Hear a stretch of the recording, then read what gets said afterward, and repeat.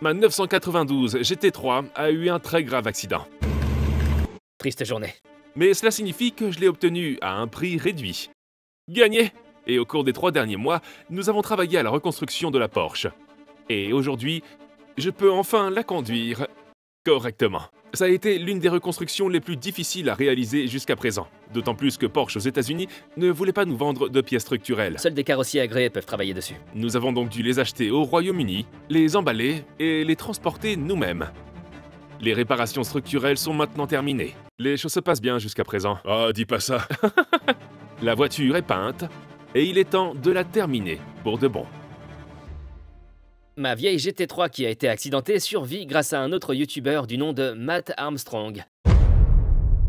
Bon, il y a pas mal de choses à faire, y compris l'avant de la voiture, l'arrière de la voiture et la porte. Tout cela a été peint. Le problème avec la peinture, c'est qu'il faut démonter toute la porte et une grande partie des garnitures pour le faire, et il faut tout remettre en place maintenant.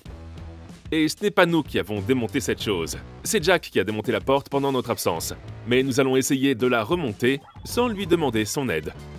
La pose de la poignée de porte a été assez délicate, même si dans ce montage, on a l'impression que nous l'avons fait en quelques secondes. Mais cela a pris beaucoup plus de temps que cela. Ces poignées de porte ne sont pas des poignées normales. Elles sortent de la porte. Ouais! Maintenant que nous avons installé la poignée, il est temps d'installer le rétroviseur. Vous devez guider le câblage vers le bas à travers la porte, puis essayer de glisser le rétroviseur dans la porte. Il est maintenu par un seul boulon, mais vous devez vous rappeler d'acheminer le câblage correctement. Sinon, la fenêtre pourrait l'attraper quand il descend. Mais une fois qu'il a été branché, tout était bon. C'est un très beau t-shirt que t'as là, Tony. Tu l'as trouvé où? J'en ai aucune idée. La prochaine étape, la fenêtre. Là encore, le travail n'est pas facile. Lorsque vous ouvrez la portière de la Porsche, la vitre est censée s'abaisser. Vous devez donc la régler parfaitement. Et avant de régler la vitre, je dois installer tous les joints et les garnitures autour de la portière.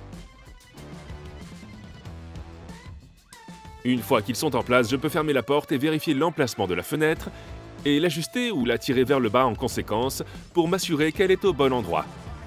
Et une fois que je suis satisfait de la position de la fenêtre, je retourne à l'intérieur et je resserre les 2 pinces pour la verrouiller en place. Alors, t'en penses quoi? Eh bien, je pense que c'est plutôt bien. Vraiment? Ouais, je pense qu'on est assez proches. Regarde comme ça. Je pense que même Tony dira que c'est bon. À mon avis, c'est encore un peu bas. Mais à l'avant, tu crois que c'est bien? Ouais, c'est plutôt pas mal. J'ai ensuite remonté l'arrière de la fenêtre un peu plus haut et je l'ai verrouillé à nouveau. Non, c'est bien. Non, je pense que c'est un peu moins. Mais non, c'est super bien calé dedans. C'est même préférable qu'elle soit plus haut. Comme ça, elle s'insère bien dans le joint. Confirmé. Tais-toi, Matt. L'étape suivante est l'installation de toute l'électronique dans la porte, qui n'était en fait qu'un haut-parleur. Ensuite, la porte peut être remise en place et Porsche aime cacher tous les boulons, ce qui donne un bel aspect à l'ensemble une fois terminé. Et voilà l'intérieur qui est complet. Prochaine étape, les pare-chocs arrière, les feux arrière, le spoiler, la pièce supérieure du spoiler et tous les éléments électriques qui vont à l'arrière. La question est de savoir si on peut tout remettre dans l'ordre. Mais je pense que la voiture commencera à avoir l'air plus complète une fois que tout cela sera en place. On doit donc commencer par construire ce pare-choc. Et le monter sur la voiture. C'est parti! Là encore, le pare-choc est constitué d'un grand nombre de composants. Le support de la plaque d'immatriculation américaine est boulonné à l'arrière. Elles sont fausses. Ce sont de fausses grilles. Et oui, à ma grande surprise, il y avait de fausses grilles à l'arrière du pare-choc. Oh, je suis un génie!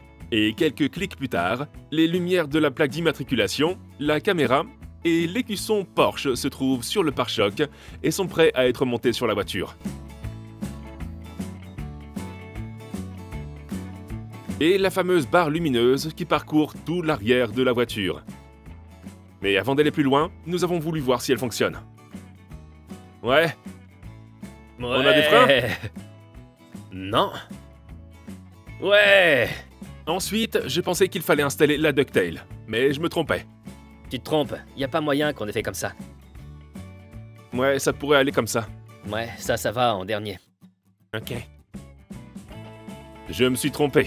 On commence par ce grand panneau qui est aussi la trappe du moteur pour faire le plein de liquide de refroidissement et d'huile. Puis on pose la ducktail. Et enfin, mon père pose la dernière pièce. Le volet d'aile. Tu l'as bien branché? De quoi? Ça. Quoi? Oh non! La trappe du moteur ne s'ouvre plus. Comment on va l'ouvrir? Va falloir le casser. Oh! Tu l'as enlevé? Eh bien, de ce côté, il n'y a que ce fil. Oh non, le fil, le voilà. Ah, tu l'as pas branché alors. Il n'y avait qu'un seul fil, je t'ai dit que nous pouvions le brancher lorsqu'il était allumé. Il a dit qu'il l'avait branché aujourd'hui. Ouais, je l'ai entendu le dire. Ouais. J'ai branché ce côté. Ouais! C'est logique, parce qu'ils ont mis ça là pour qu'on ne le branche pas de ce côté. Et qu'on n'oublie pas si on fait ce côté. Ou si un interrupteur est cassé, on peut l'ouvrir et lui appliquer 12 volts pour le faire sauter. Bravo, Porsche. Bien joué, Porsche. Ok. L'aile. La dernière pièce pour finir l'arrière de la voiture. Le spoiler en colle de cygne, dont le montage est explicite. Ensuite, le revêtement de l'arche arrière est posé. Scène 1, prise 594. Ensuite, la jupe latérale est mise en place et se clipse sur le côté. Il faut ensuite ramper sous la voiture et serrer quelques boulons d'un demi-tour.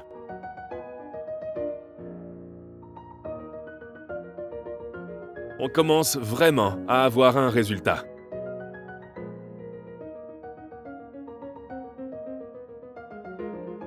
Nous pourrons alors porter notre attention sur l'avant de la voiture. Nous sommes maintenant des gens légitimes de Porsche. Voici toutes les pièces qui sont prêtes à être montées, mais n'oubliez pas que nous avons monté toute la suspension et nous allons la faire vérifier par Porsche. On veut être légitime, c'est pourquoi nous avons ça et... Regardez ça.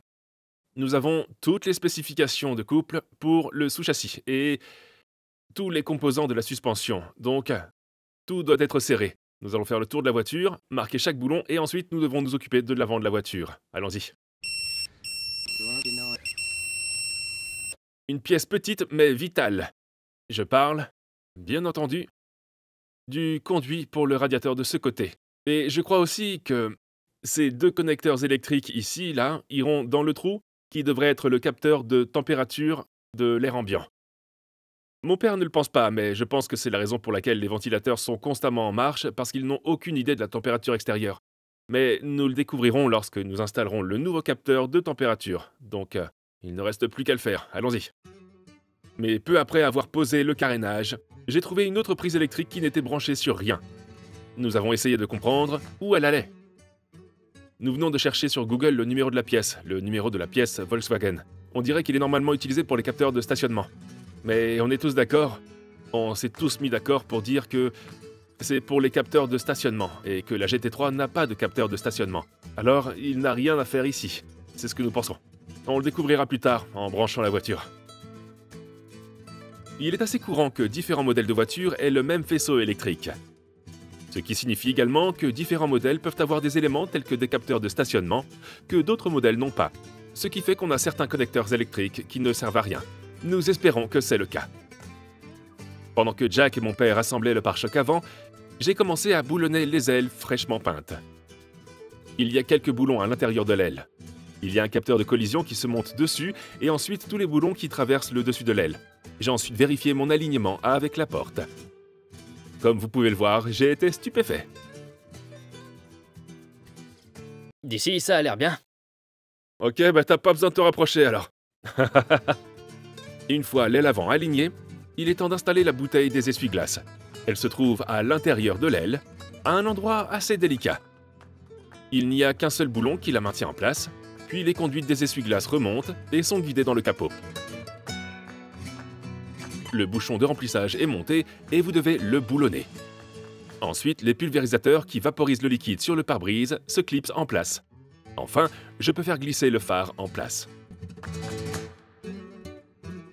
Bienvenue dans mon atelier. De ce côté, nous avons un phare qui a été cassé. Et de ce côté, nous avons un phare tout neuf que j'ai dû acheter chez Porsche. J'ai dû l'acheter 2200 livres sterling, ce qu'il me semble pas si mal que ça. Mais ce n'est que le squelette d'un phare. Il n'y a rien dedans, rien du tout. Il n'y a donc pas de xénon, comme ces petits contrôleurs ici. Heureusement, ils sont en un seul morceau, et à l'intérieur, il y a toutes sortes de ventilateurs et tout ce qui refroidit les xénons. Donc nous devons ouvrir tout ça, tout changer. Donc c'est mon père qui va le faire. Il y a beaucoup de composants et d'ordinateurs dans un phare moderne. Et j'imagine que chacun d'entre eux va coûter assez cher. Alors j'espère que ce nouveau phare va fonctionner avec tous les anciens composants. Après avoir monté l'aile côté passager, nous sommes allés le tester. Pendant que mon père fait quelques ajustements, nous voulons juste voir si les deux phares fonctionnent avant de continuer. Nous voilà, on a un sacré historique avec les phares.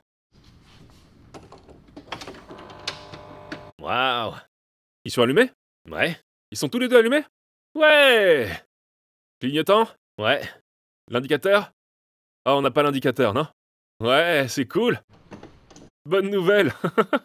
Mon père avait alors terminé la construction du pare-choc avant et voulait faire une grande révélation. La grande révélation dans 3, 2, 1.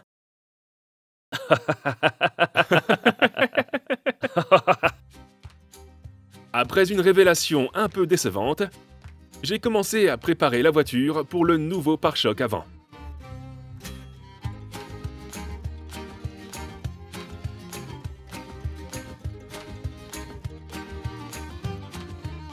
Mise en place du capteur de température. Je ne pense pas que ça résoudra le problème du ventilateur, parce que je pense que le problème est causé par la climatisation. Mais mon fils pense différemment.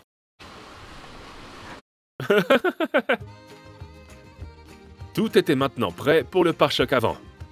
C'est la première fois que je vois la voiture avec un pare-choc avant complet. Le pare-choc comporte également quelques câbles que je dois m'assurer de brancher. Puis il ne reste plus qu'à boulonner le tout.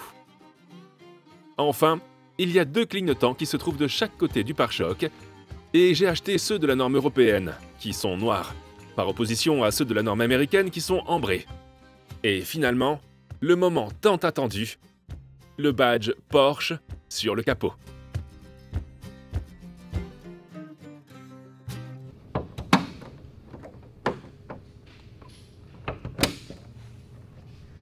Oh, mec! C'est dingue! Il devait nous manquer une pièce. Et cette pièce est la doublure de l'arche. Il nous manque le revêtement de l'arche avant droit. Heureusement, j'ai appelé Porsche et il devrait être là demain. Mais nous devrons peut-être aller là-bas pour le faire monter. Ce qui en soi n'est pas une mauvaise chose. Il pourrait peut-être vérifier la voiture. On verra bien. Les dernières touches. Mais ce qu'on doit faire maintenant, c'est vérifier si nous avons des alertes. On ne devrait pas en avoir.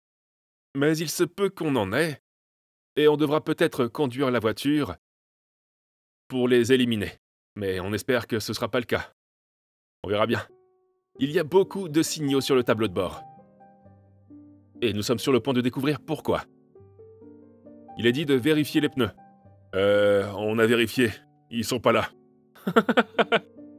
Tout d'abord, j'ai scanné la voiture pour voir qu'il y avait des tas de défauts, qui devront tous être effacés, car nous avons fait beaucoup de réparations depuis. On efface tout. C'est parti. Et après les avoir éliminés, voici les défauts qui sont restés. D'accord, je suis intéressé par l'airbag. Frein de collision multiple, pas de fonction. Qu'est-ce que ça signifie?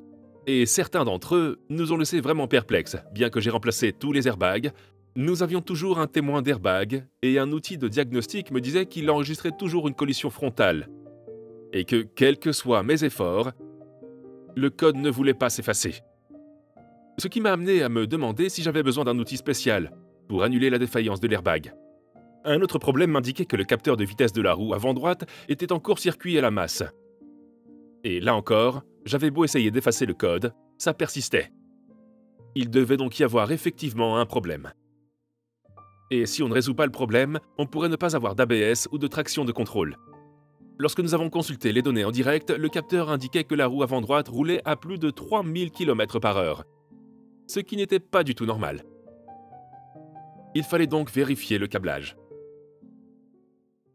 On voit ici qu'aucun câble n'est cassé. On va donc voir si le défaut vient de ce câble qui va vers le senseur de l'ABS. Donc on va passer ce câble de ce côté à l'autre et voir si on obtient le même défaut. Si on obtient le même défaut de ce côté, eh bien, on saura que c'est ce fil. Mais si c'est pas le cas, c'est qu'il doit y avoir quelque chose plus haut. Après avoir retiré le câble, mon père a trouvé le problème. Là. Ouais. Ouais. C'est ça. C'est vraiment tout petit. Ah ouais, voilà. Il est cassé. Et voilà. C'est le défaut. Ouais. Alors, pendant que mon père réparait le câblage, j'ai commencé à monter les roues. Oh mon Dieu! Alors, est-ce qu'Adam LZ aimerait ce type d'alliage? Je crois qu'il y a une vidéo où il disait qu'il pourrait le faire couleur champagne. Et maintenant, il va pouvoir voir celle-ci et voir à quoi elles auraient ressemblé. Il pourrait vomir.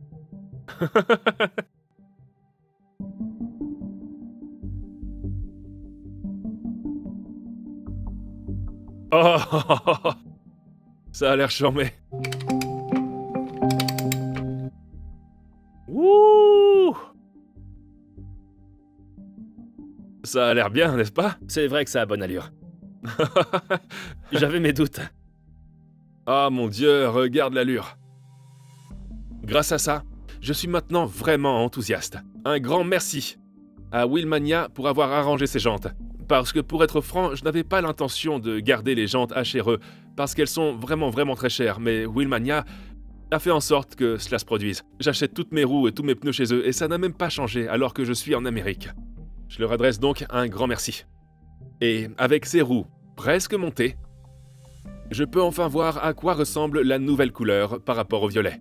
Mon père a terminé le câblage, et je peux commencer à le remonter sur la voiture, et nous pouvons lancer l'outil de diagnostic pour voir s'il a résolu le problème de vitesse de rotation des roues. Ok, on a tout ce qu'il faut. Je vais effacer tous les codes, et on va voir s'il y en a encore. Effacement. Hé! Est-ce qu'il y a le contact? Ouais. Ouais? Ok, d'accord, laisse-le. Ça me dit qu'il n'y a pas de défaut d'airbag. Nous pensons qu'après avoir essayé d'effacer tous les codes des airbags, nous aurions dû éteindre la voiture et la laisser reposer pendant un certain temps, car maintenant, il n'y a plus du tout de défaut. Oh, c'est pas vrai. C'est pas vrai. Comment est-ce qu'on a pu faire ça? Est-ce que c'est ça, un capteur de pression des pneus, c'est ça? Les deux seules alertes que nous avons reçues sont l'alerte 13 du capteur de pression des pneus et le circuit ouvert du câblage vidéo de la caméra frontale d'assistance à la conduite. Mais tu te souviens de cette petite prise à l'avant? Il devait s'agir d'une caméra frontale. Mais pas pour cette voiture. Il n'y a pas de place ici pour une caméra frontale, n'est-ce pas? Il n'y a pas de place? Non, je pense qu'on a fini. Je pense qu'on est bon là. Je pense qu'on peut mettre les roues en place. Mettons les roues. C'est parti! Nous y étions. Des heures de voyage, de reconstruction et de recherche de pièces ont abouti à ce moment précis.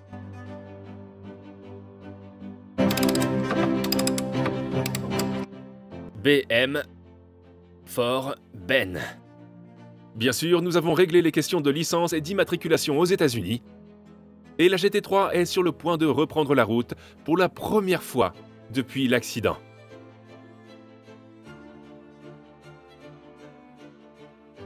Ces jantes lui vont à ravir. Waouh! Ok. Voyons maintenant si les ventilateurs fonctionnent. Nous n'avons pas encore fait le plein de l'air conditionné, mais le capteur de température de l'air ambiant est allumé. Et nous avons une lecture de 74 Fahrenheit.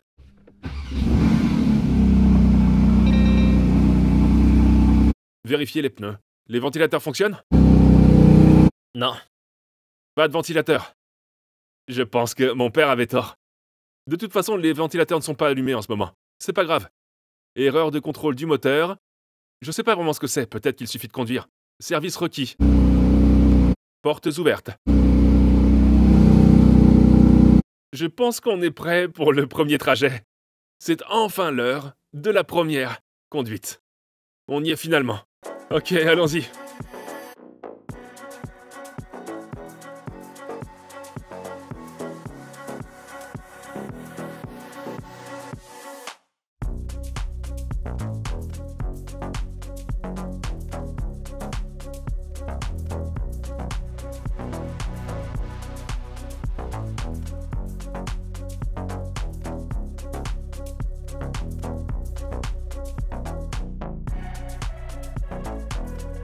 Regardez-moi ça. Oh mon Dieu. C'est vraiment dingue. Waouh. Oh mon Dieu. Est-ce que c'est réel? Est-ce que c'est vraiment réel? Waouh.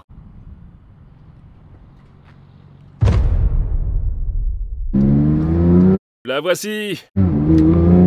Ma première fois sur la route aux États-Unis dans une GT3. Cette voiture a une histoire étonnante jusqu'à présent. C'est un peu bizarre de changer de vitesse avec la main droite.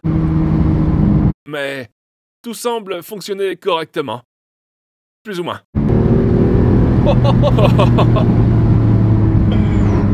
Ah, c'est tellement bon. Bien qu'on ait éliminé tous les défauts, le voyant du moteur s'allume toujours sur le tableau de bord. Et je pense qu'il est en mode limp, parce que j'ai l'impression qu'il devrait plus de puissance que ce n'est le cas. Je veux dire que le contrôle de trajectoire est terminé, mais il ne me permet pas de dépasser les 3000... Non, les 6000 tours. Ok, on y va. Il y a comme un limiteur de régime dès que je l'atteins. Il doit être en mode limp. Et je crois savoir quelle est la raison.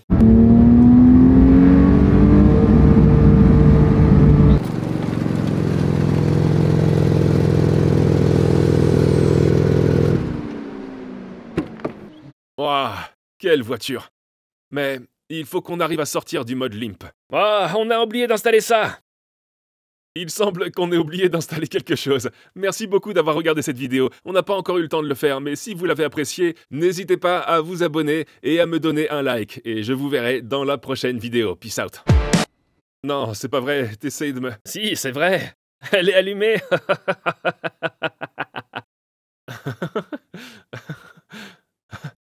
Elle n'est pas allumée. Si, elle est allumée. Et qu'est-ce que ça fait? Rien. Waouh. Mets-le dans du riz. Ouais, je pense que... on a dépassé ce stade. Like a drug that I just can't deny.